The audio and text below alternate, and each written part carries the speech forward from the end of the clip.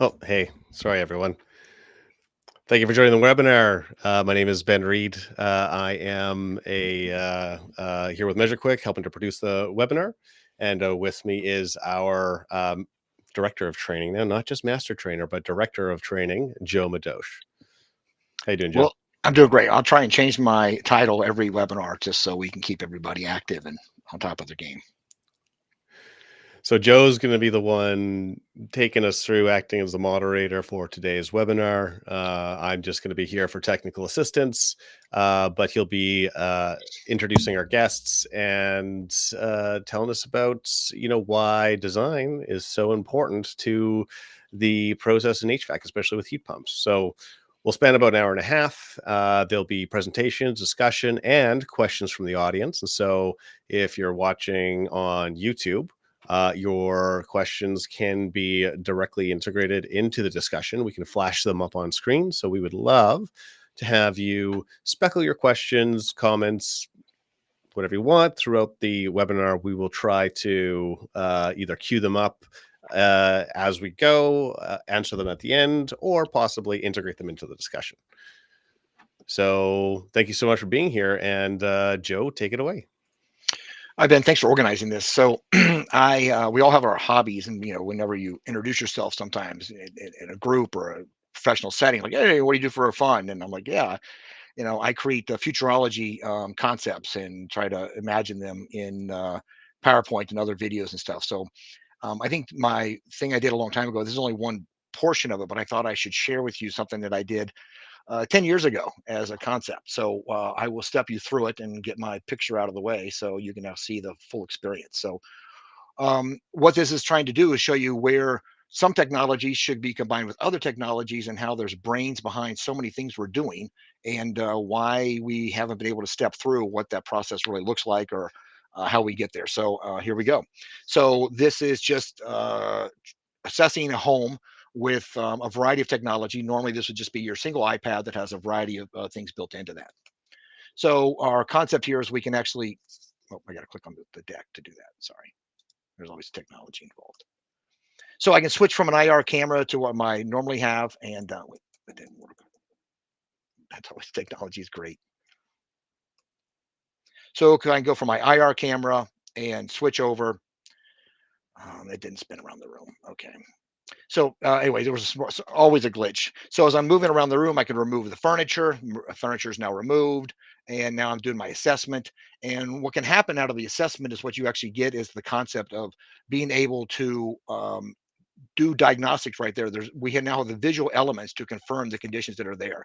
So I can open up the app and be like, okay, what are our results? Is it could actually grade my insulation that I had. It could actually determine my framing factor. It could determine where I'm missing insulation and give me an effective R value. These are things that should be able to be done with a basic IR camera if it was able to actually understand what it was looking at. So I don't think we're very far away from that. If I'm scanning the room, I should be able to do other stuff that Shelby and her team are actually now doing right now, and that is calculate some volumes, calculate sizes, and actually determine BTUs based upon location and some criteria that I put into the app. So again, I envisioned this 10 years ago. And whenever I do this kind of session, I'm always thrilled to be like, hey, this is now out. At that time, there was a few iPad apps that kind of could measure stuff. And they really were more like, will my furniture fit in the room? And then we had augmented reality and a variety of other stuff. So I'm always blown away by how fast our imagination and technology are moving forward. So this is where I really see our future headed, and all the stuff you're going to see today. I can see this really coming into play more as how people really use technology and the people that are doing the technology and how that comes back into play. So that's my vision of what that is. This is only one portion of that, so maybe we'll try and integrate some of that at a later date. But that's my concept. So I'm going to now introduce our guests and have them come on and talk about what we're going to do today. So we have a phenomenal set of folks talking about where technology is going and how to determine that you're doing it right. I usually use the analogy of cars for a lot of stuff, and one of the things I talk about with cars is that we go get our cars assessed by, evaluated, tuned up, all that kind of stuff by the dealer, and the dealer has a design. The dealer knows what the number should be. And we are still struggling with accepting that technology and computers and everything else in our industry of HVAC, that there should be some basis, a blueprint determining what my system should be running, what size my system should be, and how well it would be successful. So um, today we have Dan Wildenhouse from CEE. That's the Center for Environmental Energy and Environmental. They're definitely hanging out from the 70s with that kind of name. So, and Shelby Berger from Conduit Tech. You probably know many of these folks. If not, you should, because they are leading our industry and where we're headed in the future. So, if you've not heard of Conduit Tech, I will be surprised that you're not really experiencing that. So, Shelby, why don't you go ahead and start and introduce yourself and introduce Conduit Tech? Awesome. Well, hi everyone. I'm Shelby. I'm one of the co-founders of Conduit. We have been building conduits so that we can help contractors stand out on site with quality work. And the first tool in that toolkit is load calculation. We feel fundamentally that the contractors out there, which there are many who are committed to this high quality work, what they're focused on is how can we stand out on site and deliver a really great experience for our customer, but also do our job at the same time. And I think for so many lucky customers out there, they never know what's going on behind the scenes. So it's about bringing the work that is happening behind the scenes, very similar to Measure Quick, up in front of the customer and showcasing that work. So what we enable is you take an iPad Pro, you scan a home, you build out a 3D model, a 2D floor plan, and a load calculation that is ACCA certified, all in 15 minutes or less, with the main objective of delivering a really high quality results at the same time as engaging your customer in that process. Wow, that was well done. If we were in an elevator, I would have been completely convinced that you knew what you were doing. So well done. Dan, why don't you tell us about your CE and what you guys are doing and things you also like to do? Thank you, Joe, and thank you, Shelby. Dan Wildenhouse, Center for Energy and Environment. I am a recovering contractor myself. I worked for about 15 years for a home performance contractor, although back in those days we didn't know to call it that. So we called ourselves Indoor Environmental Management, Indoor Environmental Management. Then about 15 years ago, a combination of downturn in the economy and my knees and back disagreeing with lifting heavy things every day, I switched over to doing training and consulting. And I've worked for a variety of different consulting firms, community colleges, et cetera, over the years. And I now work at the Center for Energy and Environment. We're a mission-driven nonprofit. We're headquartered in Minnesota, but we actually do work in quite a few places across the country, but a pretty heavy focus in the Midwest and a pretty heavy focus on air source heat pumps in cold climates. So I do a lot of training around that, a lot of consulting, and working with a lot of the tools that we're talking about. Fantastic. So I got a couple, there's always some softball questions that I as a host should be able to do. So I did kind of give these guys a heads up that I'd be asking this question. So let's talk about what happens when the impacts of not getting a manual J. So Dan, why don't you continue with that? Your experience with that is, some either horror stories or what happens or how far off can I be if I just swap out box A for box B? Yeah, thanks, Joe. So I'm going to start with a quick analogy.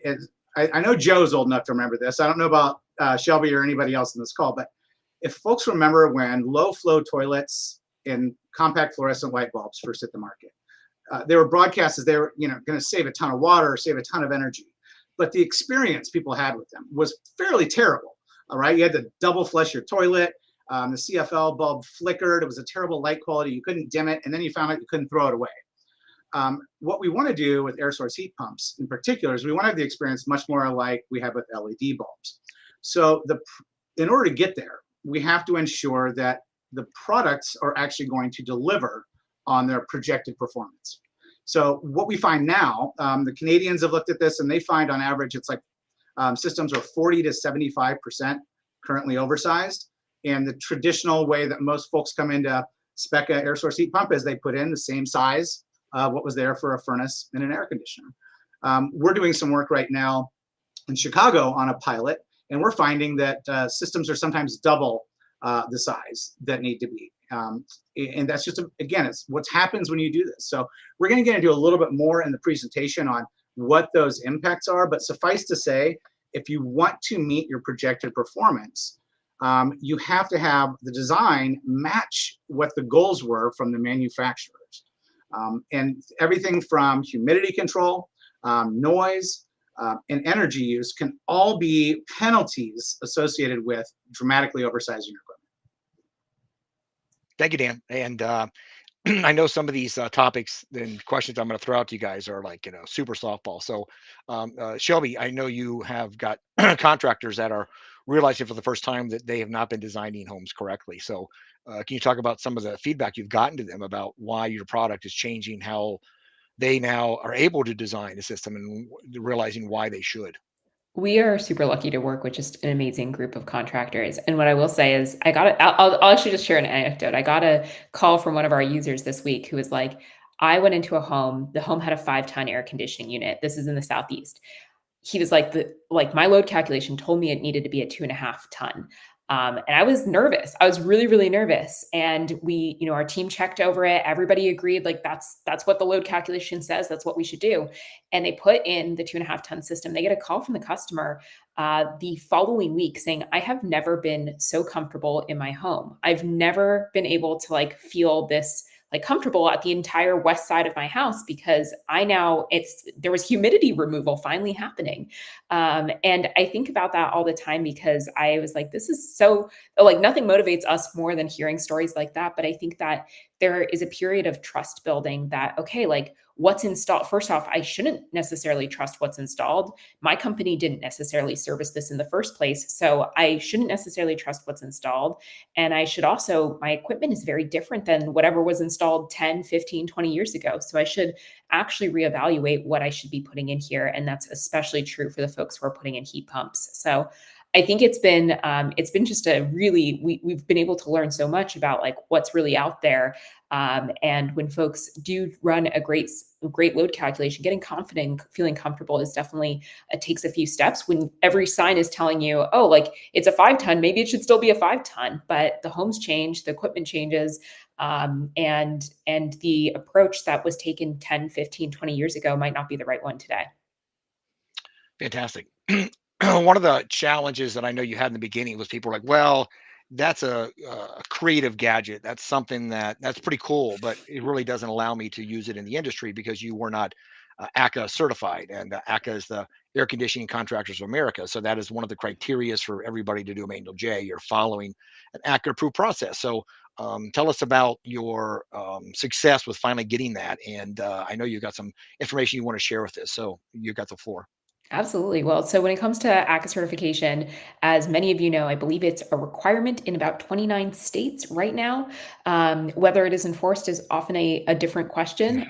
But what we find is that from both a permitting perspective and a rebate perspective, it was super critical. So a lot of our initial customers were in the Northeast. We're now in over 35 states across the country.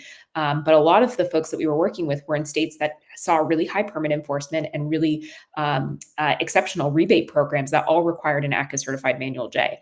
And so as soon as we had a load calculation that they trusted and they're like, no, these loads look good, these are great. We had built it to ACA manual J specifications, but hadn't started the certification process. It became clear how important that was to our users because that was the final frontier of now I can save a ton of time. We had so many users who were using our platform, running a full load calculation, taking the results, and then just recreating it in RightSoft to be able to actually submit it to their permitting office. And they're like, yeah, these loads look great. We're getting the same loads in both platforms every single time, which was another check on accuracy. But at the same time, it was just looking at that, it was like, okay, we really need to build this because that duplication, they're saving time in the field, but we want to save them more time than having to spend another 30 minutes in the office. So we invited Dan and Shelby to put together a small slide deck about who they are and what they're doing. So I really wanted, some people are still like, what the heck is Conduit Tech? So Shelby's going to take the floor and do that. And then we'll have a couple of questions and we'll come back to Dan. So Shelby, the stage is yours. Fabulous. Well, I'm not going to just spend my time talking about Conduit. You didn't come to hear that. You came to hear a little bit about how design and why it matters, and some of the most important things to keep in mind. So building off the questions that Joe just had for us, let's talk a little bit about system design. So the first piece of this is going to be load calculations. What typically filters into this? The size of the home, the age of the home, the location of the home, the ductwork, the ventilation, the air leakage loads, all of these factors impact your load calculation, both from a heating and cooling perspective.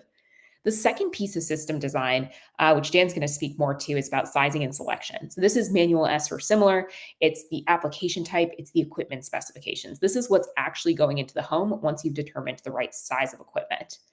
And then from there, it's homeowner considerations, goals, budget, expectations, their maintenance approach, their level of education on this, and how they're thinking about controlling that system. So there's a lot that goes into this. And one thing I'll add actually onto this page is like, were they uncomfortable before? And did they understand that, hey, maybe this room was uncomfortable for a real reason here? So this is one thing that we always find, and one thing I always like to talk to homeowners when I'm explaining, what Conduit is to them, just in casual conversation, is do you have a room in your home that's uncomfortable? And they're like, yes. And the answer is always yes. Nobody's ever like no. And that comes down to system design. And so you have to go through all these steps. And I believe Joe's going to talk a little bit about ductwork design as well. But you have to go through these steps to actually get to the right outcomes. So with that, on to the next page. I want to touch briefly about what drives your loads. On the heating side and the cooling side, it's a little bit different. So let's talk about it. The first piece, and I'm going to give credit to Chris Moore, and I love this chart he put together. He's an educator in the Northeast, and he is awesome. But on the heating side, the biggest factor that's going to drive your heating load is going to be the temperature difference. So typically, you're going to be using ASHRAE design data to be able to understand what is the number of days of the year that it is these certain temperatures, the number of hours per year that it's these certain temperatures. When we're designing a system, we're designing for the 99%. When we are designing for the 99%, what that means is our system shouldn't run on the hottest day of the year and the coolest day of the year perfectly. It's going to struggle to keep up. But if you design for the hottest day of the year and the coldest day of the year, you would never actually achieve optimal efficiency of the system. So we're focusing on that range of temperatures that are 99% of the time and saying when it gets above, I live in South Florida, when it gets above 91 degrees, our system's going to perform a little worse. It's going to run continuously. It's never going to stop. That's okay. That's how it should perform. When it gets to 52 degrees in the winter, the system is going to run continuously on the heating side. And so thinking about that temperature difference makes a big impact on the heating side. The second piece is air exchange or infiltration, something Joe was just talking about, and I'm sure we'll get into a little bit more. But infiltration, how leaky is that home, is going to make a huge difference on your heating loads. So the second side of this is cooling. So the factors here are different. You can see this quite meaningful. The number of the impact that solar heat gain has on your cooling load is dramatic. So in South Florida, where I live, I have a giant west-facing window. If you have ever talked to me about my home, you know I have a giant west-facing window, and it makes me miserable. And that is because it is a large west-facing window that was not incorporated into the sizing process for that home. And so what that means is it gets extremely hot in there at certain hours of the day, particularly in the summer, which is when my system's already struggling the most to keep up. If this room had not only had the load been taken into account on that specific room and the windows that were in that room, it would have been a much more comfortable experience. The other factors that impact here are very similar to heating, so temperature, air exchange, but also internal gains. And that's because you have both latent and you have sensible coming off of that. So talking a little bit about what is the impact of this, we understand the factors that drive it. We're always paying attention to some of those that have an outsized effect on your heating and cooling load. But the next question is, what is the impact of sizing? Why does this actually matter? We talked a little bit about where it fits into the process. We talked about the factors that impact it. But the next question is, what is the impact of sizing in and of itself? So this takes us first to what are the challenges of rules of thumb. The first thing here is that talking a little bit about where we started this conversation, where you shouldn't just be replacing what's already in there, especially with the electrification transition. With electrification, what that means is, whether we want to or not, heat pumps are going to be installed for many homes. Many homeowners want them. Many rebate programs are incentivizing them, and many building codes are requiring them increasingly on new construction. And so what that means is that what was installed previously might not be what is going to be the same thing being put in. And a 5-ton air conditioning unit or a 5-ton furnace or the equivalent heating capacity of a 5-ton or 80,000, whatever, 60,000 BTU, a furnace is not going to be the same as a 5-ton heat pump. And because these equipment are going to operate differently. But the other thing that's going to be different here is that the way a furnace operates and the way a heat pump operates means that sizing is going to weigh in a lot more than many folks may think. People are used to furnaces being oversized and cycling on and off, but when it comes to a heat pump, these are things that we want to avoid. So when it comes to the challenges of rules of thumb, what do they miss on retrofits, on retrofit jobs in particular? The main thing is that they miss the fact that home construction has changed in insulation value and in tightness. And older homes are changing as well. So that happens on new construction. It happens on old construction where we're retrofitting. But there has been a massive trend in weatherization, especially in the Northeast and the Midwest, where homes have higher insulation values, better windows, and are more tight than they've ever been before, even if they're a retrofit. You also have homes that have had additions since the last time their system was installed. You have homes that have had their insulation settle in, or maybe new insulation put in. And so what that means is the home has changed since that first system was installed.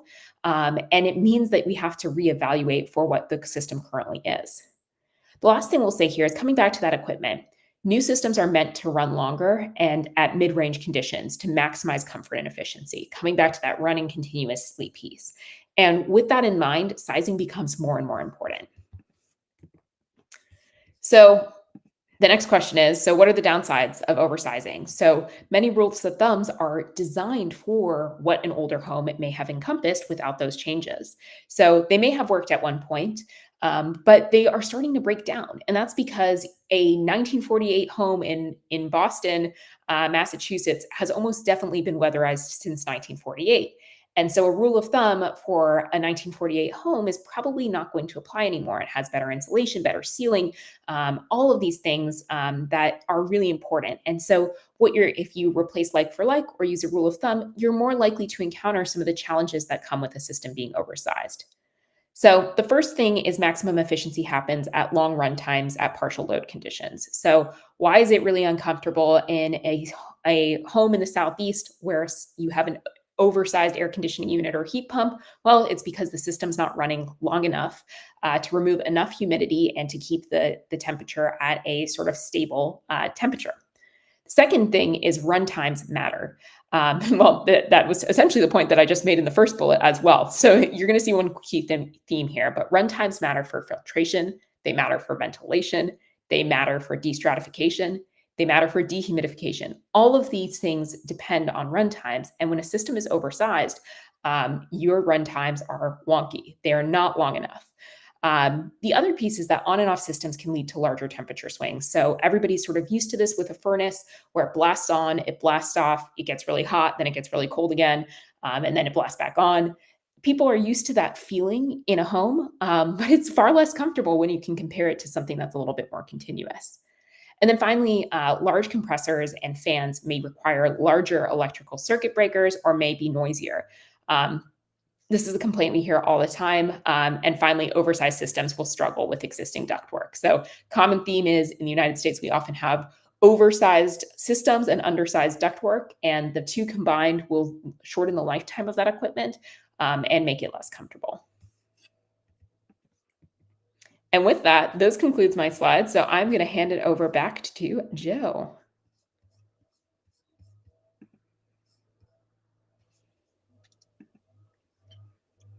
That was great information. I have a couple questions in the background, so I want to throw those out. So, of course, they're about Conduit Tech. So that was well done as an overview as to why. In fact, I gave you some loaded questions, and you found the answers already in your slide deck. So that's great. Some of my questions are about Conduit Tech specifically. Okay, so Awesome. one of That's which the was easiest. that's right. That's a no-brainer here. It's a super softball. So I got this from David Petz. He says, "What are the preliminary work needs to be done to set up your tool, all right? And are there templates or things to make this even go smoother? And I relate that to like your in MeasureQuick, we have the profile. I'm sure you guys have something that's very similar. So why don't you explain? I know the answer, but I thought I'd just leave it at that. So why don't you explain to me what you guys have to make it really straightforward for technicians to just move quickly? Joe is not only, I'm going to add a new title to Joe, but Joe is not only a master trainer at MeasureQuick, but he is also now an expert in Conduit. So he could definitely answer this question, but I'm happy to take it. And in terms of the preliminary work, it takes about 5 minutes to set up. You sign up, you get your account, you log in, you're good to go. From there, in terms of templates, we have two different approaches for this. So the first approach is we have something called the job wizard, where you answer a series of questions. We essentially customize a template for your region and your time period based off of a series of Q&A. That can pre-set up a job for you, essentially creating a customized template. Or if you hate it, you can also go with the template route and build a true template where you can reuse time and time again. You customized it perfectly for your needs. If you don't want to take the time to build templates, building templates would take, maybe 5 minutes each. The job wizard means that you can get set up and running in literally no time. So it is very simple. And then a core piece to everything we do at Conduit is embed training and onboarding as a piece of it. So we really strongly, actively encourage. You will hear from us until you go through your second onboarding.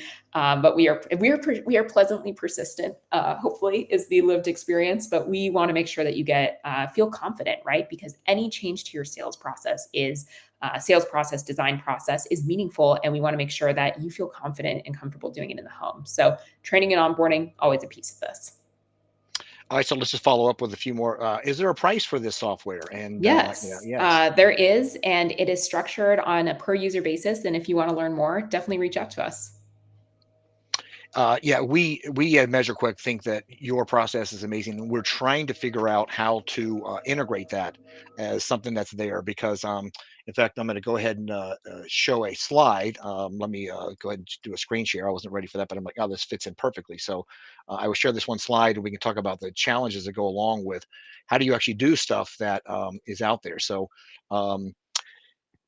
We have been partnering with ACA, and we spent a lot of time assessing the QI5. And quickly, they had an app that just didn't work. People were not using their app. They spent a lot of money on. Like, well, we as MeasureQuick, we do apps. Why could we not do that? So um, that's one of the things that I think you would be savvy is you want to do that. Except because you need a design. You must put in the design criteria as part of this. So you have to go into MeasureQuick and enter this information, and it's manually entered. All right. So you also have to do a duct leakage test, which is like an anomaly in the industry. I'm willing to state that. So if you do duct testing, please chime in that we can actually confirm that.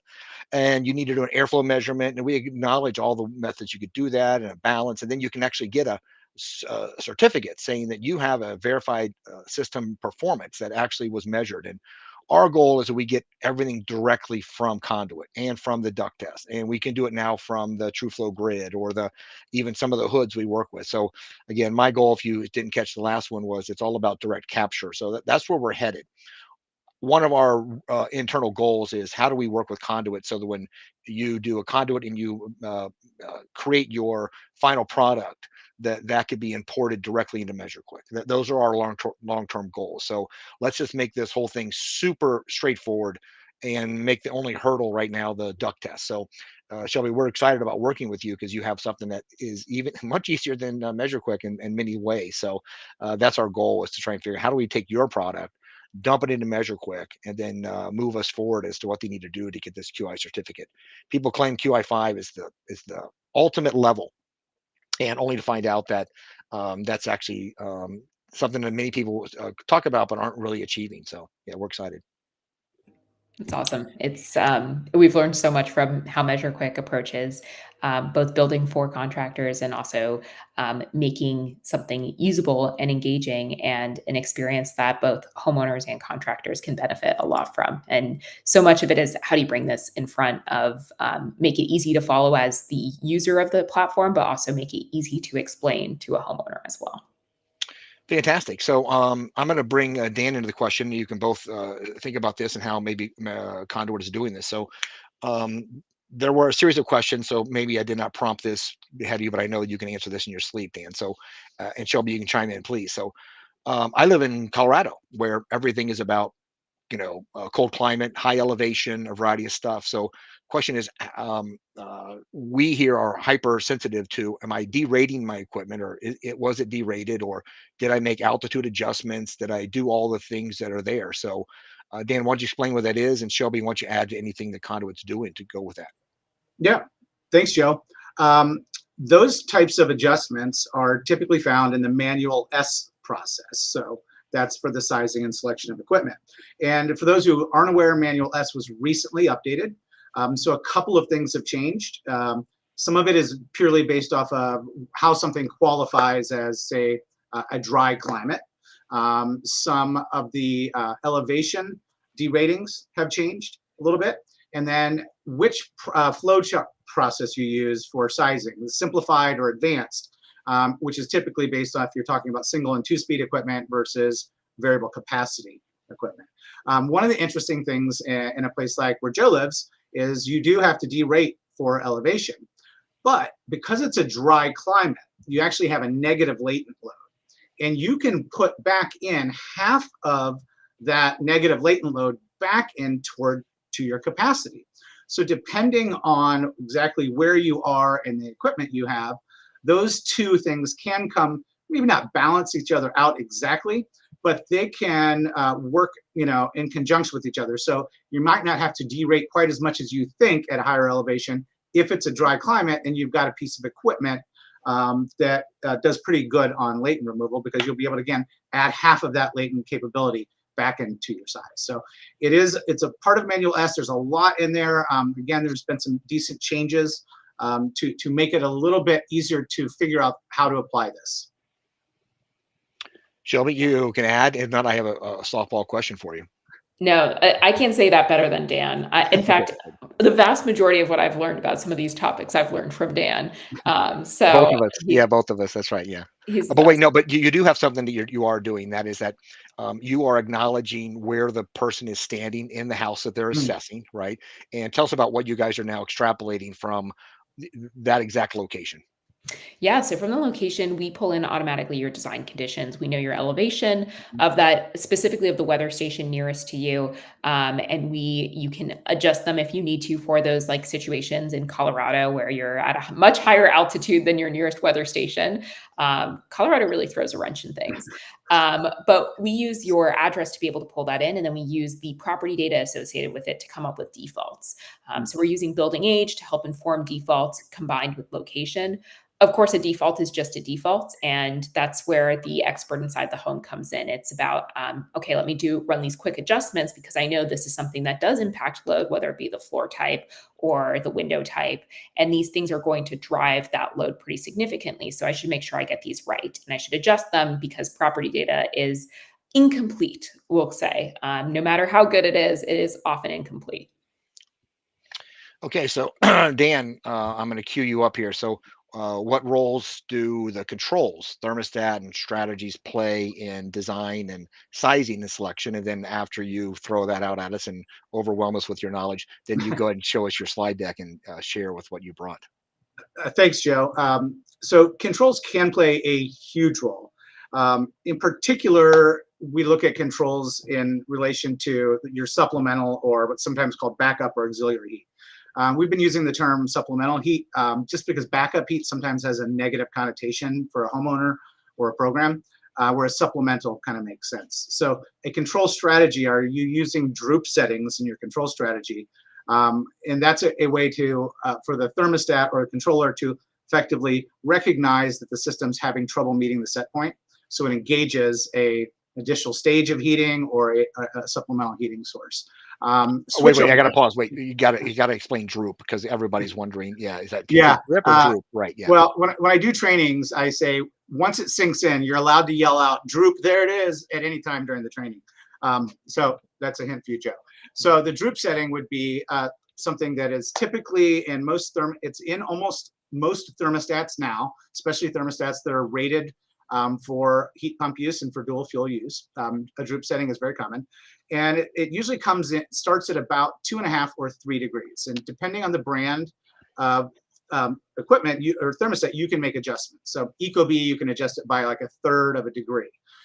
So effectively, if I say I'm going to set my droop setting at 2.5 degrees, and I have my thermostat set point in the winter at 71 because my wife likes it a little bit warmer than 70.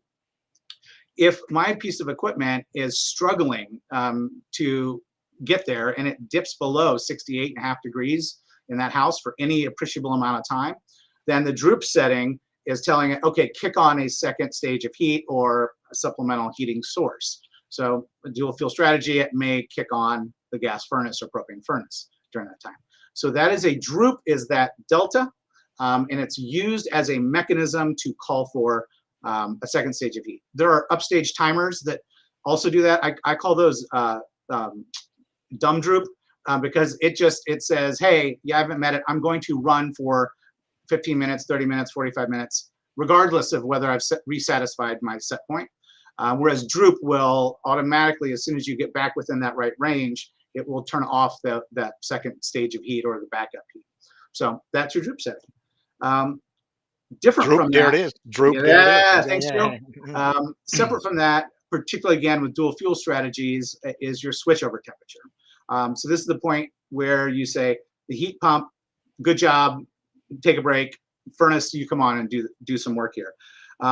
These can be set based off of comfort, capacity, or economics. And this is a very long discussion. If you want to know more, I highly encourage goelectric.comed.com is a new website that we worked on for ComEd. And within it, there's a bunch of contractor resources. And there is a switchover guide and a controls guide that are there that have a lot more information and go in depth in this. And you can read it at your own pace and your own time.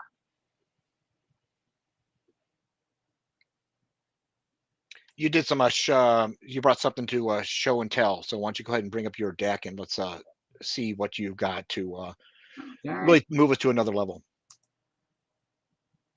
All right, this is misbehaving a little bit on my ability to bring this up. There we go. Hopefully you can see where I'm at now.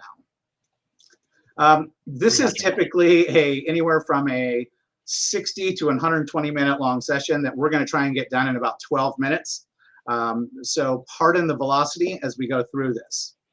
I like to start with a couple problem statements. The first is people are just like, hey, heat pump sizing, it's just too darn difficult. Like, as Shelby mentioned earlier, people are already used to gas furnaces being a little bit oversized. The thing comes on, blast heat in the house, turns off, comes back on when needed. Hey, I'm used to that. It's a lot harder with the heat pump because it doesn't deliver the same high temperature heat. The other problem statement, and we're hearing this a lot, and there's some real concern that efficient heat pumps, particularly the ones that are at the efficiency range that satisfy tax credits or Energy Star version 6.1, they don't dehumidify very well. And so these are the problem statements that we like to try to address on the sizing and selection side of the equation. So in general, when we talk about design and selection, we are usually talking again about manual S or alternative. I say or alternative, not because I dislike manual S, it's just that I also really like Natural Resources Canada's sizing and selection guide. I just find it to be fantastic. And manual S really is designed to do two things for you. First of all, you can think of this as it gives you the bounds or the ranges of how big your piece of equipment should be compared to your load. So if you can see on the screen here, the total equipment capacity should be between 95 and 115% of the cooling load, or between 95 and 125% for heat pumps and heating dominated climates. Now, this is the old manual S. The new one is a little bit different, but it's very similar. It's like 90 to 130%. So that's the first part that it does. Think of this as putting bumpers in a bowling alley, right? This just helps ensure that even if you're not the most skilled with it, these bumpers are going to keep you, going down the alley and improving your chances of a strike or a spare. The second thing that they do is based on the complexity of equipment, as I mentioned earlier. There's now different a simplified process versus an advanced process for single and two-speed equipment versus variable capacity equipment. So it's really there's been quite a bit of improvement there, but it's really easy to think of the NRCan sizing guide and Manual S as, providing those bumpers and then providing the best decision tree, if you will, for sizing and selecting equipment based off of the equipment that you would like to install, the brand and the degree of complexity. Some of the guidance that we like to add to this is, all right, should I size for the heating load or the cooling load of my building? And this kind of depends if you're going, say, full electrification, or if you're just trying to slowly, incrementally decarbonize. Should I be sizing really specifically for comfort in mind? So a lot of this goes back to what Shelby talked about earlier. What did you inherit, right? What was the homeowner's current experience with their equipment? If comfort is a big problem, then you might be sizing and designing to meet comfort, not just to satisfy Manual S. We, of course, as mentioned earlier, need to consider the house, the homeowner, the ducts, and the control strategies. And then we really want to consider humidity control. As I mentioned earlier, it's a big concern. We have some approaches that we hope will work. And then, of course, your climate zone and the homeowner's goals will matter quite a bit. So with this, we think of this as we get stimulus. It has to go through a process before we can develop a response. That's what we're talking about with design. Now, we've heard a lot about climate zones in the past, and I find it's way more fun to not just show, the climate zones from the IECC and the, Building America. Nothing against them, but it's way more fun to look at the blue and green one here. This is the amount of snow it takes to close school where you live. And the short answer is, if it takes 6 inches or more, according to this, congratulations, you're in a cold climate. So you're going to need, at the very minimum, in those environments, to pick equipment that has a good coefficient of performance and a good capacity at 5 degrees or colder, right? Because you're in those cold climates. On the other side here, this really colorful one, I'm really starting to enjoy, because they're breaking these into even more climate zones that factor in things like the need for humidity control and elevation adjustments. And who doesn't want to use the term Aposarca more often in their life, right? So that's the Appalachian and Ozarks kind of regions combined.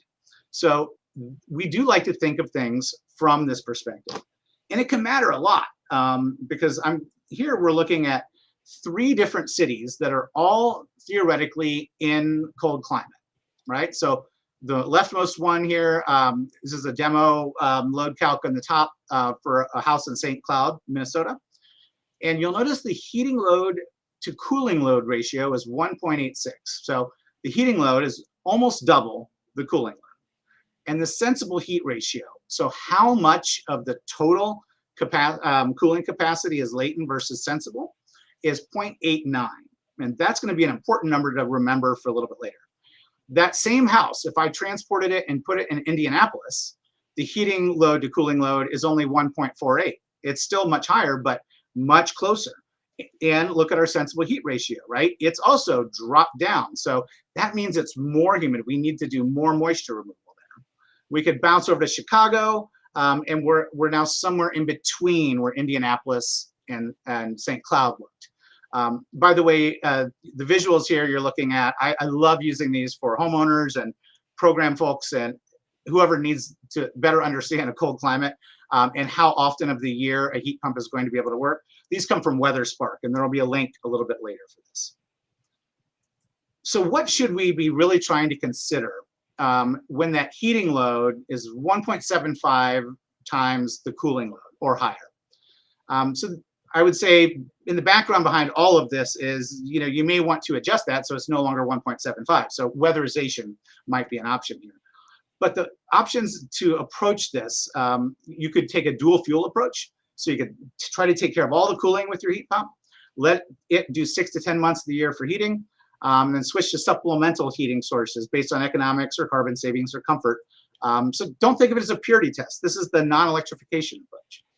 You could try to pick a really good heat pump, one that really has great capabilities in heating and cooling. When you do that, the thing that's going to be most important is going to be having a great turn down ratio at 47 degrees, because that's kind of, you're gonna have a lot of the year that's around there. So the turn down ratio is the ratio between the maximum capacity and the minimum capacity, either of a 2-speed system, but most often of a variable capacity system. You could also look at things like making adjustments by preconditioning any intentional ventilation air as tightening the building. There's special thoughts we want to think about if the sensible heat ratio is 0.9 or lower. And again, we always want, well, we want a size to capture the cooling load. We don't want it to be at the capability of the equipment to be exactly at the cooling load on the maximum or the minimum. We'd like to have a little buffer in there. That way we have that little bit of ability on the extra hot days to really make the job work. We can flip the script and say, how is this different if the cooling load is a lot bigger than the heating load? By far and away, the number one thing you can do is reduce the cooling load and try and get it down to something like 1.3. Windows, as Shelby mentioned, are by far and away number one. So shading, storm windows, replacements, low E coatings, etc. Those will be really helpful. Ductwork is always a problem. Ductwork in attics is an extra problem in a cooling load, because not only do you have radiant and conductive losses up there, but any convective losses from duct leakage, returns sucking super hot air in, supplies pushing cool air out. You get condensation up there. All those are insulation and air sealing matter. You can try a mix and match system is a really great way here. So maybe your ducted system does the basement and the main floor, and you actually have ductless or a mini ducted for the top floor. So you split up that load and address it with 2 pieces of equipment. Here, if you pick a premium heat pump, that great turn down ratio I mentioned, now we think of that at 82 degrees instead of at 47. That's one of the tested temperatures. A great turn down ratio will be helpful, and great low load, what's called coefficient performance. Again, that's an instantaneous efficiency rating at 82 degrees. The better it is, the more efficient this product will work. And then again, we really want to avoid low load short cycling for cooling in these homes. So make sure that we meet the sensible heat fraction to remove moisture, and really try to make sure we're not going to cause short cycling. So how do you know if you're going to have what your turn down ratios are, what COPs are like at these different temperatures, and how the heck do I know if I've got more than 30% potential low load cycling? Well, there's a tool out there called the NEAP Advanced Sizing Tool. It's a little bit of a misnomer because it's not truly a sizing tool. It's a selection tool and a data visualization tool. So it helps you because you can pick individual models of equipment and graph them against your location with the loads that you got from your conduit manual J or whatever type of manual J you're doing. So here I've got 2 pieces of equipment for the same house in Indianapolis. The top one performs really, really well on the right-hand side here. That is the cooling portion of the year. So the blue bars are the load times the hours at each of these temperatures. And you'll notice there's a little yellow triangle up there. That is the potential low load cycling. Green and yellow are good, orange and red are not good. That you're going to have exorbitant amounts. And look at the turn down ratio, that spread between the maximum and the minimum, right? It's really going to do a great job of doing all of the cooling there. But if you go over to the other side and you look at the heating load, the good news is very little low load cycling, but you can see a very large pink triangle in the kind of upper left-hand side. That's the amount of supplemental heat that you would need in order to do this job. So this piece of equipment, great for cooling, but you're definitely going to need to rely on supplemental heat to get the heating side done. If I picked a different piece of equipment for that same house, now look at the heating side. Boy, this is about as good as you can imagine it. Our balance point, our capacity balance point, where the maximum capacity of the equipment meets the home heating load, is pretty darn close to the winter design temperature there. So there's a very small triangle for supplemental heat. There's pretty good turn down ratios across a lot of the temperatures, meaning the delta between the maximum and minimum capacity is pretty good. And there's some low load cycling, but not too much, and it's only, in this area. But if we look at the cooling, the good news is, yes, the cooling, our cooling load is right between the max and the min, but look at the projected low load cycling for this piece of equipment. Right, so these are just examples of ways that we can visualize this. I put in at the very end of this a short link to a tutorial that the Northeast Energy Efficiency Partnerships just did like 3 weeks ago on how to use this tool. And they walk you through this in really good detail. And I'm one of kind of the super users of this tool across the country. I use it all across the country. I use it in trainings almost every single week. It is a really nice tool, but again, it doesn't replace doing manual S or the NRCan sizing math. It helps in the selection of which piece of equipment will do the job best, and it provides great data visualization. Here, I'm just also, these little stars just popped up. That's where the the summer or the winter design temperatures were. The blue stars on the right were the summer design temps. So just zooming in specifically here, this is what our, in this particular example, our cooling or what's called our summer design temperature here is 87 degrees in Indianapolis. And it's about, right there. So how would we want to handle this? Do we want to go with a piece of equipment like this, where the good news is our load line and our where our summer design temperature is squarely within the capabilities of the equipment, but it has a lot of short cycling, or this one here, also in between the two, but has very little low load cycling.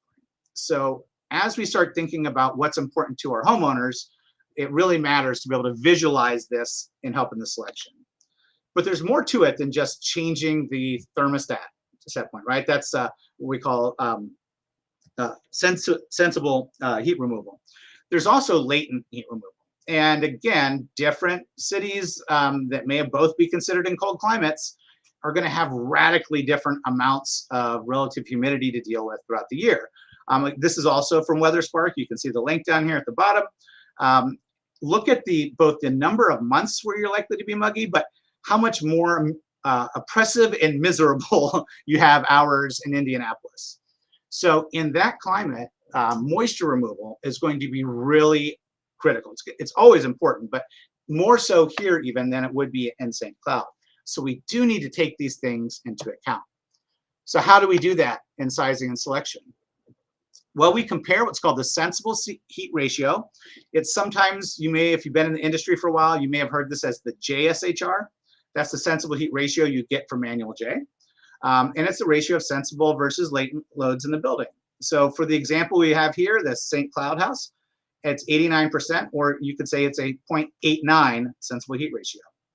The sensible heat fraction, sometimes called the CSHR, or the capacity sensible heat ratio, this is the capability involved with the equipment that you've got. And as I mentioned earlier, these modern high CO2 heat pumps and air conditioners have much higher sensible heat fractions compared to the other ones. And the reason why is they made trade-offs in order to get these higher efficiencies. They lessened the capability to remove moisture. So you need to select equipment where your sensible heat fraction is the same or lower. Think of it like a golf score. Lower is better here than the sensible heat ratio for the building.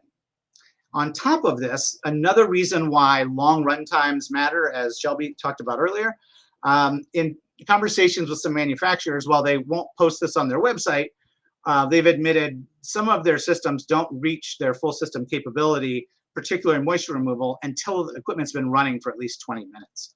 So boom, make sure you size correctly, so you're gonna have a long enough runtime, and make sure your sensible heat fraction is as good or lower as your sensible heat ratio. And when you look up equipment here, you're going to see things that could be called the ST here, which is the sensible to total ratio. This particular piece of equipment has a 0.86. So that is lower than 0.89. This piece of equipment should do a pretty decent job if it has long enough run times at removing that moisture. So how do I put all this together? If there's a handy takeaway for you from today, it would be this little sheet that I put together. So this is my quick and dirty guidance. So remember our little map up here. If you're in the upper heartland, Great Lakes, or in the Northeast, size to the cooling load, and there's a little asterisk there because if someone really cares about electrification, then go for a balanced approach. But most often you'll size for the cooling load there. And the lower heartland, Apazarca and Mid-Atlantic, you want a balanced approach. Get as much of the heating and cooling load. Same with the Great Plains. And in the Deep South, Florida and the Gulf Coast, you really care about the cooling load. Our sensible heat fraction guidance, it should always be at or lower than the sensible heat ratio everywhere except for the Great Plains. And when you're really deep south, shoot for lower. For efficiency, yeah, you're going to have HSPF2 and CR2 and ER2 requirements that the tax credit puts out there, or utility program. But what's really going to matter for efficiency is going to be the COP at the minimum to rated capacities at 5 degrees, 17, 47, and 82 in the upper heartland type areas. As I move to the lower heartland, I don't care quite as much about the COP at the minimum and rated capacities at 5. I really care about the sweet spot in the middle, 17, 47, and 82. As I go to Deep South, Florida, and Gulf Coast, it's the COP at the higher end, so 47, 82, and 95. Each of these, this is going to dictate, if you've sized it right, the actual energy use projected. Is weatherization recommended? Me personally, always is the answer, but in terms of helping you get your sizing right, definitely recommended where it's really cold in upper heartland, Great Lakes, and Northeast, and where it's really dry, like the Great Plains. It's going to be a really good thing. Low load short cycling, always look out for it. In most cases, you're looking out for it for heating and cooling. But of course, in the Deep South, you're really looking at it, low load cycling for cooling. For ventilation air, and I mean you tighten the home and then you're adding ventilation intentionally. An HRV or an ERV is a great choice in the upper heartland. ERV maybe for folks that are a little bit more thinking about dehumidification. If you're in the lower heartland, an ERV and or a dehumidifier would be appropriate. In the Deep South, just go with the dehumidifier with your ventilation air. It's going to be necessary. And then Great Plains back to HRV, ERV. Similar to that with dry mode, should I pick a piece of equipment that has a dry mode or a dehumidification mode? Yes, in the Deep South. Maybe depending on price and other factors and how it triggers all the rest of this in the lower heartland or upper heartland. And you shouldn't have to worry about that in the Great Plains. And then the turn down ratio, there's some guidance here. What's the best based off of those climate zones? So that was really, really fast. And now I think we're at this point. We want to be talking about any questions you have, any thoughts or any arguments with anything that Shelby and I have brought up. Wait, no, not yet, Ben, not yet. Not yet? Yeah, so that was a, that actually, people don't know that, but we just spent 3 hours together. Right. And it just went by so quickly. So that was, if that didn't blow you away, then you must be Dan's brother. Okay, so that was phenomenal. All right, so I do have resources on many of the things that Dan mentioned. That's coming up at the end. Yep. I got a QR code. You can download a lot, their entire deck and all of his resources. So that was pretty impressive. So let me start with you, Dan. In a minute, I'll bring you into this, Shelby. So the question is that clearly this is some sophisticated stuff, and you can have training modules on that all day long and a variety of stuff. So what is the learning curve for an average person? Usually they're sitting at the office doing the design work, and a variety of us, we'll talk about duct design and stuff in a minute, but Yeah. what do you think is the average, like how long does it take me to be able to be competent at what it is you just threw at us? So this is a good news, bad news answer. To get great at it, it's a lifelong pursuit. That's just the truth. But if you can do a couple things, if you can wrap your head around that final table, like quick and dirty, and truly understand what each of those metrics are, and use that as a starting guidance, you can kind of wrap your brain around that and start integrating that into your business in just a couple months, right? Yes, some of those are a little bit harder to really get familiar with. The NEAP tool, I find, takes a couple of months. It really depends on how often you use it. If you're using it on every job, you'll get very good at using that NEAP tool for helping you with selection and visualization in a few weeks if you use it every single day. If not, it's going to take a few months. So I typically think that we really try to target this for folks that are going in as lead technicians and comfort consultants and sales staff, are the ones who really need to truly understand this, because they're the ones that are helping to assess what's happening in the house today and are helping us think through how to design and propose a new solution. So the good news is that grouping of people typically already has, several years of experience in the industry. So the learning curve's on the shorter end for those folks. My other advice is, and I have lived in Chicago, I have lived in Georgia, and I have lived in Virginia, is move somewhere that has no humidity. That is the number one solution that I could give you in terms of if you really want to be avoiding all of the challenges that go on with humidity. So it is something that, the answer to all sizing and design guidance, if you want to make it easier, is just move to San Diego. Yes. You're right, because it's always 77 degrees. There's not much relative humidity. And your windows are open all the time for windows are open all the time. Ventilation, it's just a win-win. So that's right. Yeah, if we all could do that and afford that. So right.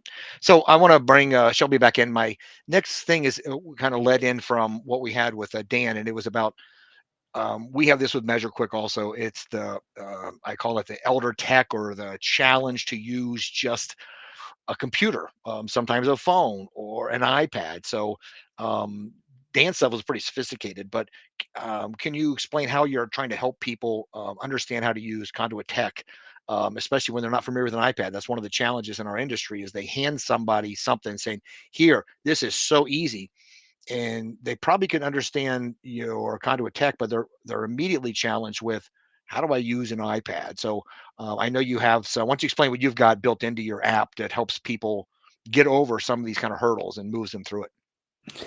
I would say it's surprisingly the vast majority of folks that we've worked with have already been using iPads, which makes our life a lot easier. We have converted some Android tablet folks, but the benefit that we have experienced is when the field service management platforms came out, they were mostly available on like iOS only, or those were the better versions. So people had to adapt.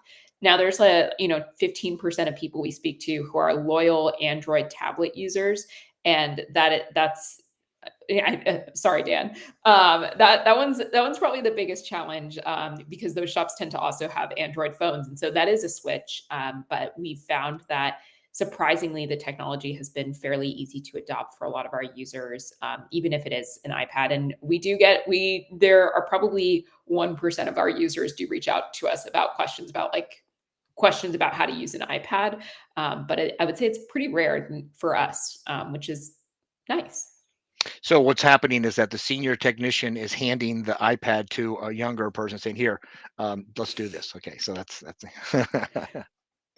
I So would say we work with folks of all ages, and I would say that a lot of our power users are the senior technicians, which is awesome to see. And they've been in the industry for 30 years, adopting a new process. And for them, they know the theory. That's like our product tries to support in simplifying the theory, but it doesn't replace it. So I always encourage, for anyone, if they want it, they should still attend load calculation trainings. We'll still provide them resources delivered by other trainers, not by us, but people who are trained load calculation professionals who train courses, and we'll send them recordings of them so that they can actually learn some of the theory behind it as well, if they're new to load calculations as well. But for the senior folks, they know all of those inputs, which is so important and frankly the hardest part of a load calculation.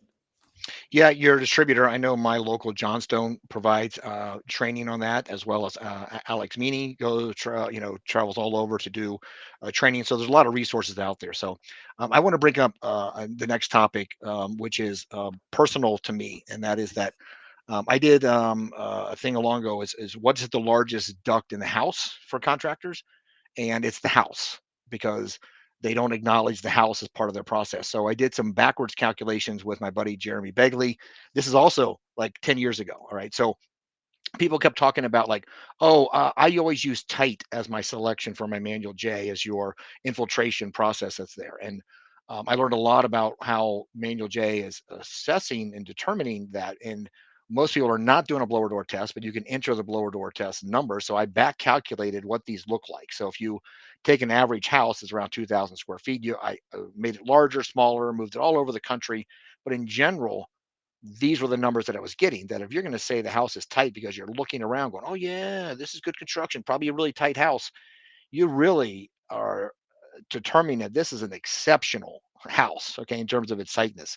And Alex Meany, I mentioned a second ago, he follows the bell curve. If you just stay average, you're probably going to do pretty well with a lot of the homes you're dealing with. So if you are assessing how the infiltration level is here, I created this kind of guidance as to, you know what, if you really think that the home is doing well or it is good construction, you might be able to do semi-tight, but tight alone is actually a level up on terms of how this home is Yeah. really well done. You would know it because as you close doors, you probably would feel some slight pressure happening in that house or a variety of conditions that happened in there. So, Dan, let's go back to you in terms of like how infiltration. Oh, wait, let me add one more thing that I learned is that in the software, they have windows and doors and a variety of stuff. And none of those are part of the infiltration. Those are just the U factor and R value that happens through the house. All right.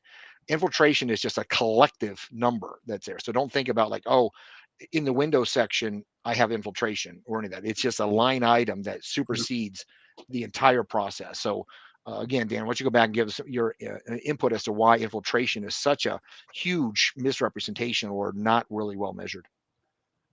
Yeah, thanks, Joe. A couple parts to that. If I tend to look at this and say, if the house was built prior to when an energy code went into play in the state that you live in, or if you're in a state that has different codes in different cities, whatever that jurisdiction is. So in the Pacific Northwest, it was like 1979. So pre-1979 homes, I would say, are typically semi-loose. Post-1979 homes are average. And then more modern energy codes like 2012 and newer type homes, if you have an energy code like that, you start to get to semi-tight. So that's one piece of guidance. Second, the leakage it has several different impacts, and each of them have a ripple effect. So on the one hand, your intentional ventilation rate should reflect, how much the leakage has, and then the ventilation is what is added to that. So your ventilation rate needs to probably be going up, your intentional ventilation rate, as you reduce your air leakage. So keep that in mind. Second, there's some direct, if I'm leaking 2000 CFM, well, then 2000 CFM have to come in of air that I now need to condition that I didn't previously. So there's a very basic fundamental, I now have to condition more air than I thought I did. But there are also other implications with pressures and where the leaks are, and where the leaks are and what the pressures are in the building. So a negative pressure in a house that has a lot of connections to an attic is very different from a house with the exact same blower door number, but the leaks are in the exterior walls primarily. So this goes back to why a blower door is so important, because a blower door test not just gives you the total number, but you can do zonal pressure diagnostics or combine it with an infrared camera and help to, at least if you can't quantify, you can qualify where the surface is with the most amount of leaks. And then finally, don't forget, there's also duct leakage. And duct leakage can show up as air leakage when the system isn't on, but then it's duct leakage when the system is on. So again, it is important because it ripples throughout and it shows up in multiple different places. So all of it makes a lot of sense. It's highly worth it. If you want to truly become what I would call a high performance contractor, this is going to be a critical thing to be able to understand this, because that one knob, the leakage, along with the ducts, along with the windows, and along with your thermostat set points, those are the things that jack up and make your manual J really buck wild and out of control if you twist those knobs too hard in the wrong direction. One of the things that people I don't think realize is when their ducts are outside of the pressure boundary or the envelope, as people refer to it, is that they are now the envelope itself. That when you have ducts that are in your crawl space or in your attic, that is now an extension of your envelope, and people just think that that's not really the same. But if you draw the line around your air barrier, you find you come to a duct, and then you need to go inside and follow all that path. So when you do your blower door, you have air coming in from these areas that's telling you that you have leakage to outside through your duct system, and they can be very leaky, and not just impacting your duct system, but they're impacting your envelope. And people are kind of forgetting that. So we do have a couple of questions that are people in the background.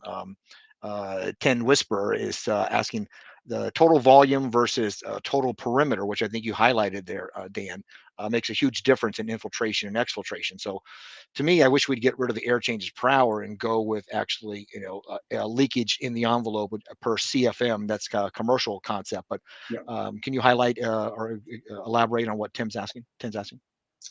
Yeah. So the reason it makes a difference is as he mentions, the total perimeter, or the kind of the footprint of the home, combined with where on that footprint the leaks are.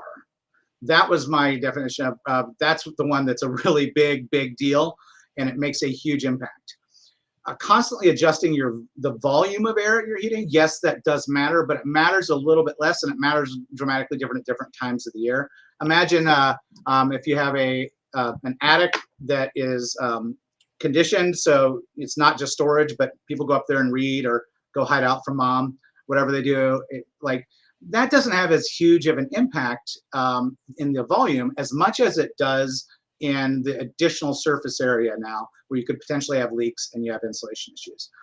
So total volume of the house does matter, but perimeter also matters quite a bit, particularly when you combine the qualitative assessment of where the leaks most likely are.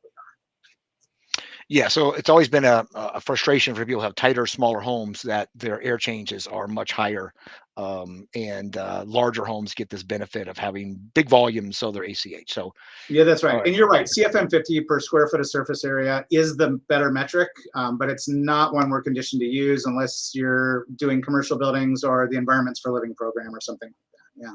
Yeah, I think it's coming into play. We'll keep crossing our fingers.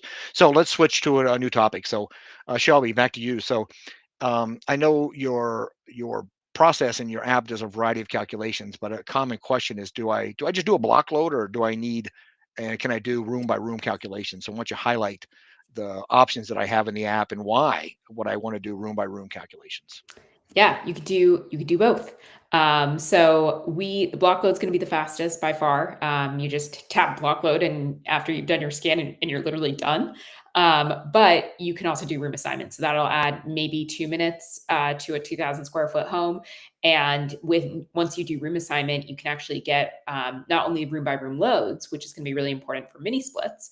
But if you're starting to think about ductwork and haven't yet gotten a chance to do a full manual D, you can actually now use our latest release, which is our CFM report. So we now enable you to input your equipment data. So once you've gone through Dan's 3-hour class in 15 minutes, you can then take your system, the actual equipment you're going to use, take that blower CFM, plug it in, and you get your room by room CFM that you should have. And so that's a new feature that we released that also is valuable if you're doing a room by room load calculation. So room by room load calculations are going to enable you to better assess what the comfort level is on every room, and then also compare that to what is airflow and heating and cooling capacity today. But in many situations, that might not be required, or that might not be required in your quoting process. So maybe you just say, I'm going to quote my block load. I know I'm sticking with the ductwork. I'm not replacing the ductwork. It's not an option for this homeowner. So what I'm going to do, run my load calculation, and we'll go from there. And then you can always come back and do a room by room if you decide to switch up the design later. Fantastic. Yeah. Dan, yeah, anything to add? Yeah. Yeah, no, I think that's great. I would say there are 3 times where I tend to go to room by room as my default. New construction, because you have every opportunity to do the manual D and get the ducts just right, and it's often required. Second, are there comfort or indoor air quality issues in the home? Room by room is really important there to do that. And then finally, is there one of the most perimeter satellite rooms, is one of those used a lot of the day or a lot of the week or a lot of the year? So a great example there is they converted the garage into a home office, or something like, the northeast room or the southwest room into a home office, and someone is going to be in there for long, 8 hours in a stretch. In those types of scenarios, I find room by room is really, really not just beneficial, darn near necessary to get this done right. The last thing I'll add is we've mentioned ducts several times today, and sizing for ductwork is its own 3-hour class that I've been trying to. I've got it trimmed down to about 29 minutes, and it's still doesn't cover as much as I'd like to. It is its own challenge, and it's something I would say would be another future focus. Yeah, I'm sure we'll probably do a webinar just on duct design and duct challenges that also go along with that. So yeah, that's in our future. So if there are a variety of tools out there that we try to promote, one of which is a quick model with Russ King. It tries to do a 3D animation. I think there's some of the tools that are out there now are really visualizing how you can do stuff. So for those of you that a few people kind of joined us or joined us late. So, I have Shelby Berger with Conduit Tech and Dan Wildenhouse with CEE. And one of the things that people were asking, help me out, what's Conduit Tech again? So I'll just kind of briefly just throw that out so we don't get too distracted. But it is basically an iPad app that allows you to use LiDAR. You need an iPad Pro, and you're basically scanning the house, and it actually is able to determine all of my volumes and determines some presets about windows and doors and walls and ceilings and all that, and actually able to do a load calculation that's similar to RightSoft, but just a lot faster and a lot easier and very user friendly. Many of the things that are out there now are designed for salespeople, not necessarily a technician. So a technician could go out there and do that, but your goal is if you want to impress your clients, these are the type of tools, the same as the TrueFlow grid, are now in the hands of salespeople. So if you really want to like move things forward, these are the things that actually are going into people that aren't you think of as high in the industry, that they're usually a salesperson who will learn a lot from the two of you, but are able to communicate what they need to get this moving forward. So. Okay, so I got one other question, then we'll try and do some parts of the wrap up here. So, what's the difference for design with compressor only systems where the AC is replaced and maybe it is with a heat pump or furnace? So, can we talk about some of the differences about I'm going to swap out my air conditioner with a heat pump, or am I keeping my furnace? What are some things that you want to remind the contractor to be thinking about? Shelby, I'll give you first crack at that. I'm going to pass it over to Dan because I think that this is like another area. I mean, in many of these cases, one of the things we're always coaching people is like, are you doing multiple systems or are you doing one system for the home? And that's like the first thing that you have to think through because it does make a difference. But I'm going to actually pass it to Dan. Thank you, Shelby. Well, CE is doing some research in a couple of different states on this very topic. We call them heat pumps as AC replacements. And effectively, you're just going to keep the existing furnace and air handler. So when you think about sizing, you're not replacing the furnace. And if it's a gas furnace, if it's electric, you could, in theory, cut out a couple of the strips and effectively make it smaller. But let's pretend like we're not actually going to muck about like that. The gas furnace, though, that limitation is going to stay, right? It's there. So you're sizing your heat pump strictly to do what the air conditioner did previously, but now can handle the shoulder seasons. So that is the biggest single difference between that. You're also a little bit limited with what equipment is designed to do this. There are 5 or 6 brands that have pieces of equipment out here right now that do this. Some of them are only sold in 3 and 5 ton systems. So sometimes you're limited. Now you could do a 3 ton indoor and a 5 ton outdoor and do some ninja work and get it to around a 4 ton. But that's another limitation when you're doing a heat pump as an AC replacement, is despite everything you might do with manual S, the answer you came up with is 4, and the brand that you sell happens to only sell in 3 and 5, right? So sometimes the limitation isn't your math and it isn't your process, it's the equipment that's available. But in general, you're sizing as if you're replacing an air conditioner, and you're educating the homeowner to use this piece of equipment for as many of the shoulder season months as possible. Fantastic. I do think that homeowner education is one of the greatest missing links about what's happening here. So, why don't you talk? My last question for you, Shelby, is how do you help salespeople or technicians communicate the findings from Conduit Tech? Is one of the greatest, I think, challenges. So it's one thing for a technician to be able to go through and show how cool this is, and then be like, oh, now I have to explain to you what's there. So why don't you talk about? I know you have great onboarding, so why don't you highlight both of those?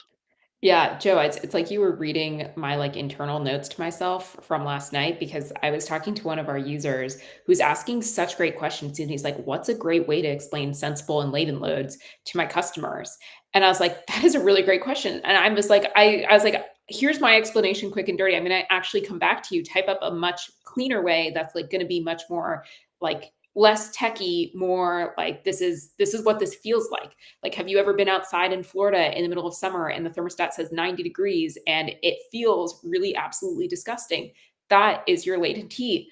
That was my short answer. But I think a lot of this it comes down to how like we are a tool, we are technology. Our goal is to help people stand out, present their results.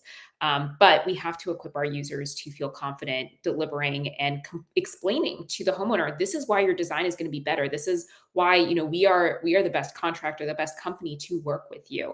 And I think that a lot of our earliest users were people who were super tech savvy, really focused on like design already. And so for them, they've never had an issue with this. And as we are able to make design much more accessible to so many folks, um, they know the concepts of design, but it's about equipping them with better tools to feel confident in explaining it. So we're actually developing a lot right now in sort of like in our customer facing reporting. This is our next. This is like the focus for the next month for our team is how do we support our users better in the field with much clearer reporting right off the bat, so it's easier to explain exactly what each one of these things mean that you might actually digest from a load calculation and put it into customer facing terms who don't understand the technical, but all of our users do, but make it so that it's actually engaging for the customer. So that is, I'd say we haven't 1,000% nailed it. But we offer our team scripts, we offer them packets of like resources, we walk them through, we offer role plays. People sometimes love that, sometimes absolutely hate it. But we want to equip our users to feel confident because design is fundamentally it's what is right for the customer, but it is also a way to show the value that you're really actually creating for them.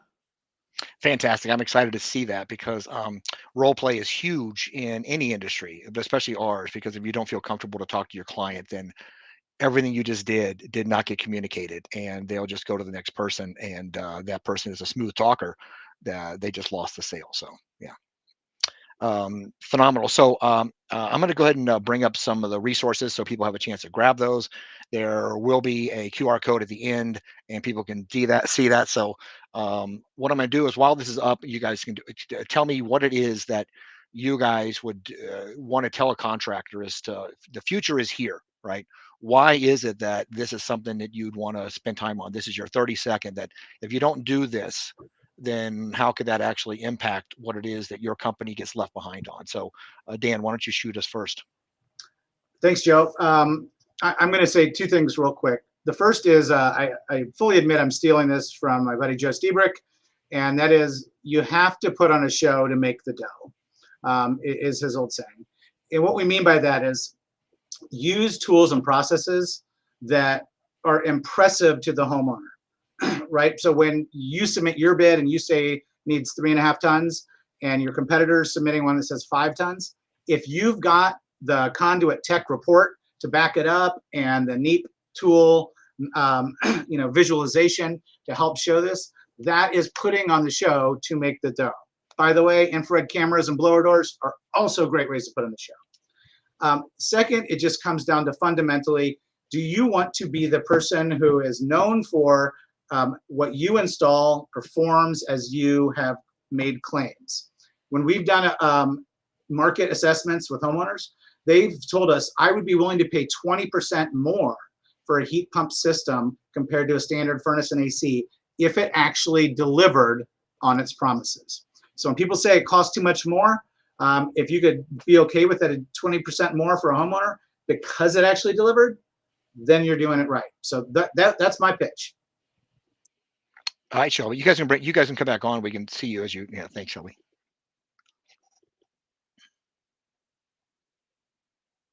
So, Shelby, what it is that you'd want to communicate to a contractor We've learned that you can talk to technicians and that's very valuable, but if their company's not supporting them, they're sometimes frustrated or reluctant to want to do this, especially if there's a fee involved. So, what's your spiel to why it is they need to keep up with the future? And yours is something that's going to, I'm really excited about how you're going to evolve. You're already talking about communication skills and stuff like that. So, why don't you give your elevator spiel as to why keep up with technology will allow you to differentiate yourself? I mean, I think that is the number one pitch, right? Is you are going to differentiate yourself. You are going to be the first one who really can show off the craftsmanship that goes into this work.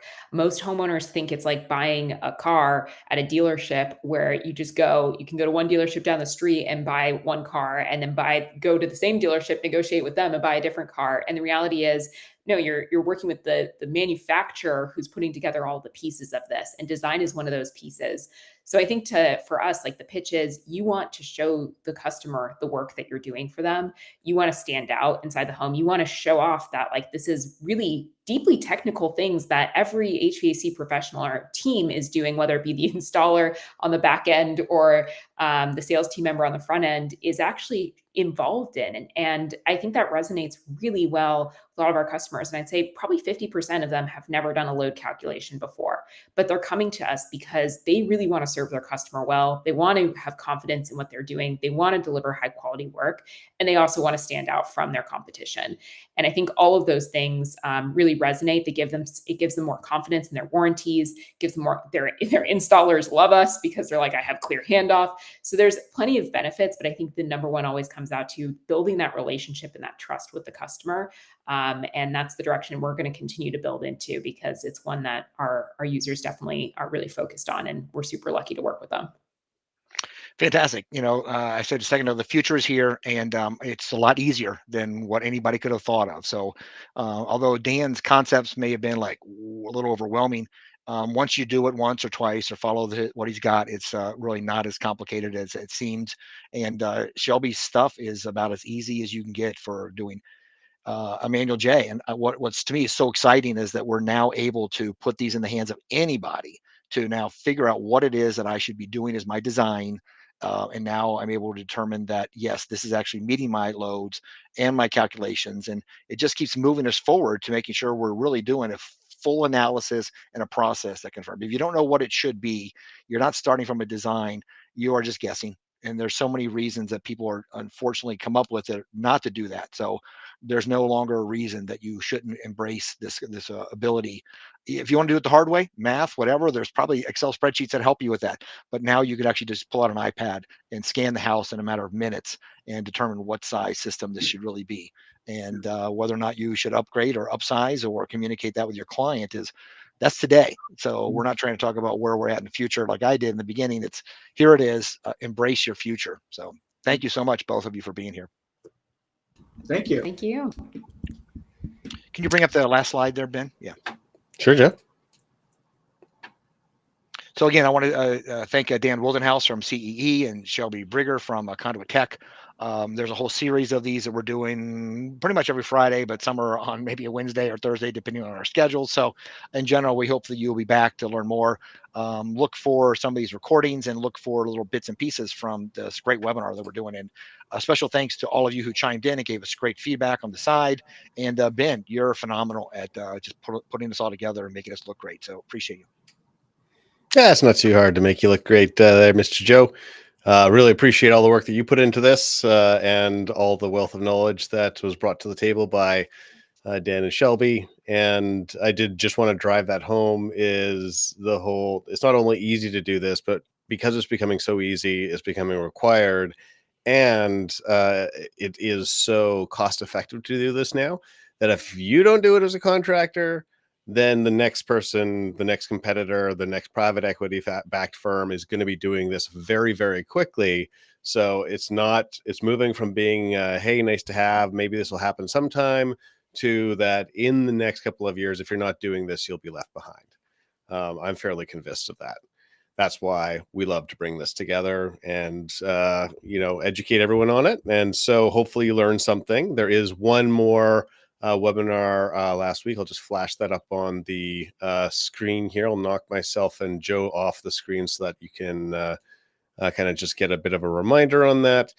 is that it's same time next week. We have two other experts. So one is Russ King, who, quick model. That's his baby, him and his son. And then we have Greg Kula, who is similar to Dan. He is a contractor. He's been using MeasureQuick for a while. Does a lot of work with heat pumps and design as well. But we'll be talking more about airflow next week. So again, thanks so much for being here, everyone, and hopefully see you next week.